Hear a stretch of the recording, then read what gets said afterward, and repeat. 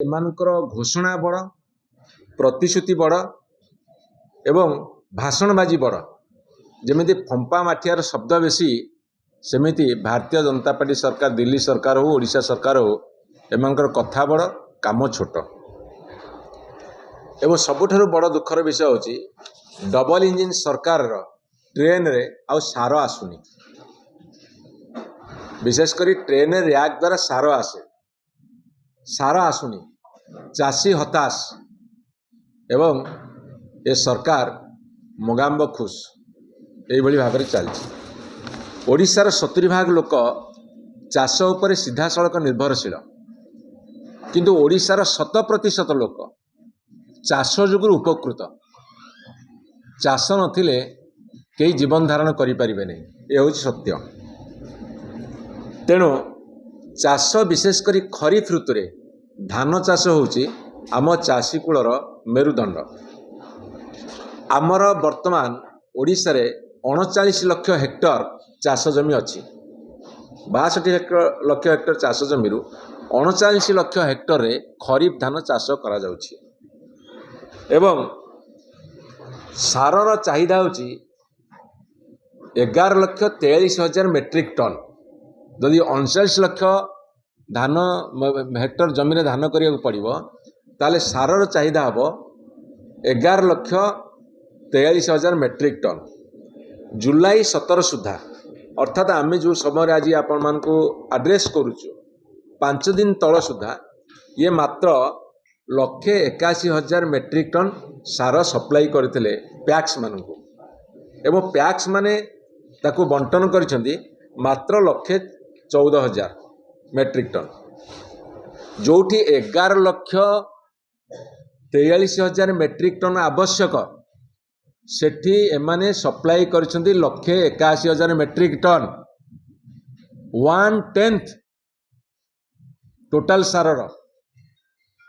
ସେଥିରେ ପୁଣି ଏମାନଙ୍କର 181,000 ମେଟ୍ରିକ୍ ଟନ୍ରୁ ମାତ୍ର ବଣ୍ଟନ କରାଯାଇଛି 114,000 ମେଟ୍ରିକ୍ ଟନ୍, ଯେଉଁଟାକି ସବୁଠୁ ବେଶୀ କଥା। ଯେତିକି ସାର ଆସିଛି ଏ ସଫିସିଏଣ୍ଟ ନୁହଁ, ଚାଷୀ କୂଳ ହତାଶ ହେଲେଣି। କିନ୍ତୁ ଯେତିକି ଆସିଛି ସେଥିରେ କଳା ବଜାରୀ ହେଉଛି। ଆପଣ ଜାଣିଥିବେ, ଧାନ ରୁଆ ସମୟରେ ସାରର ପ୍ରୟୋଗ ଅତ୍ୟନ୍ତ ଆବଶ୍ୟକ। ସରକାର, ମନ୍ତ୍ରୀ, ତନ୍ତ୍ରୀ ଏବଂ ଅଫିସର, ତା ସାଥିରେ କଳା ବଜାରୀ, ଇଏ ଗୋଟେ ସିଣ୍ଡିକେଟ୍ କରିଛନ୍ତି। ଭାବୁଛନ୍ତି ସାରରୁ 2 ପଇସା ଭଲ ଲାଭ କରିବେ। ସାର ପକେଇଲେ ଚାଷୀ କୂଳ ଲାଭାନ୍ୱିତ ହେବା କଥା, କିନ୍ତୁ ସାରକୁ ବିକ୍ରି କରି ଅସାଧୁ ଉପାୟରେ କଳା ବଜାରୀ କରି ମନ୍ତ୍ରୀ, ତନ୍ତ୍ରୀ, ଅଫିସର, କଳା ବଜାରୀ ଲାଲେ ଲାଲ ହବ। ଇଏ ଗତ 2 ବର୍ଷ ଧରି ଚାଲିଥିଲା, ବର୍ତ୍ତମାନ ମଧ୍ୟ ଚାଲିଛି। ସାରରୁ ଲୁଟିବେ। ଡବଲ ଇଞ୍ଜିନ୍ ସରକାର ଫଣ୍ଡା ହେଉଛି ଆମେ ଡବୁଲ ଲୁଟ୍ କରିବୁ।